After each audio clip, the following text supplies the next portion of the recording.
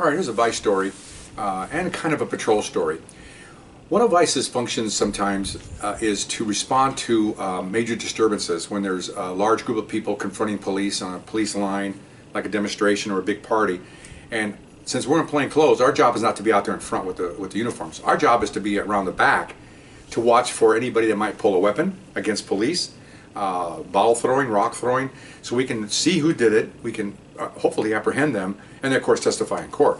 That's our job, and we blend in with the crowd in the back. I don't want to get close to the officers because they might throw pepper spray or something, and also criminals sometimes will throw stuff, won't reach the police. It'll hit the demonstrators in front of them. That happens a lot too, fortunately. I mean, unfortunately, I mean to say that. But anyway, so there was a party at midnight. We get there. It was a wedding party. It was like 70 or 80 people out in the street, and they're drunk and all kinds of stuff. So when police had arrived, they were getting rocks and balls thrown at them, so they were putting out assistance calls, and more officers were responding, so we respond to it.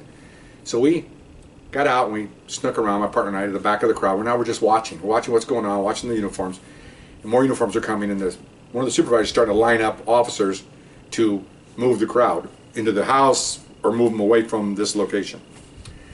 And remember, this is all dark, but there's police headlights, there's spotlights, and I mean, it's pretty well lit up, pretty good. About the middle of the crowd back towards us, we see a guy got one of those big green, I used to call them spinata, but they're big green wine bottles, okay?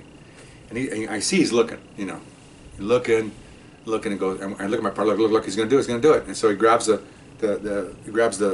nozzle of it, rears back, and he throws it, okay?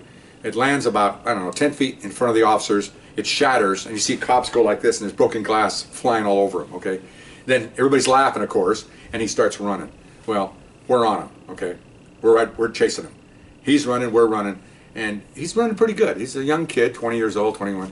He's running, and we're on him. Well, there had been enough time where a helicopter had arrived, and so I found out later. Well, I found out now that the helicopter was on us. I mean, we're running this light's following us like we're on Broadway, okay? And what had happened was somebody saw the rock bottle thrower, and they thought there was 3 suspects that threw the bottle.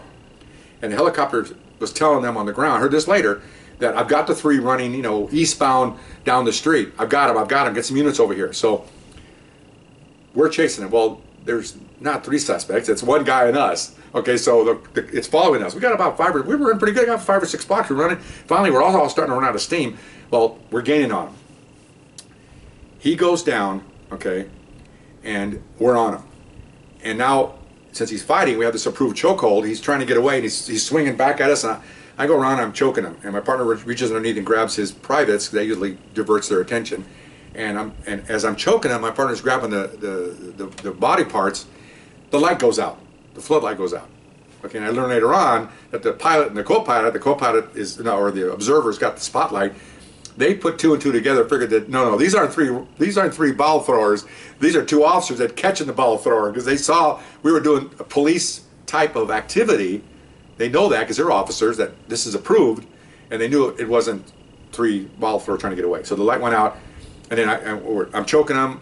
We get them down. We're cuffing them. Then we hear sirens coming, and it's a sergeant and a couple of officers in a unit, and they pull up. Of course, they know us.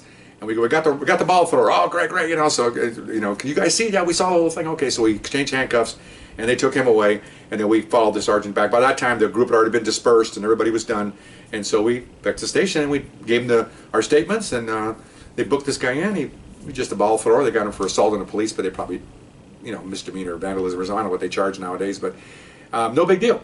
And then, of course, we found out later on, the sergeant says, yeah, the helicopter said it was 3 guys, and then he said all of a sudden he turned the light out. And I was wondering what's going on, and the pilot said, "Oh, I think those might be officers," and they've got them in custody, which we did. And so that was pretty cool. And so everybody's happy all around. We got the ball thrower, and no officers were hurt. A lot of them were covered in glass, but that's part of what you get when that happens.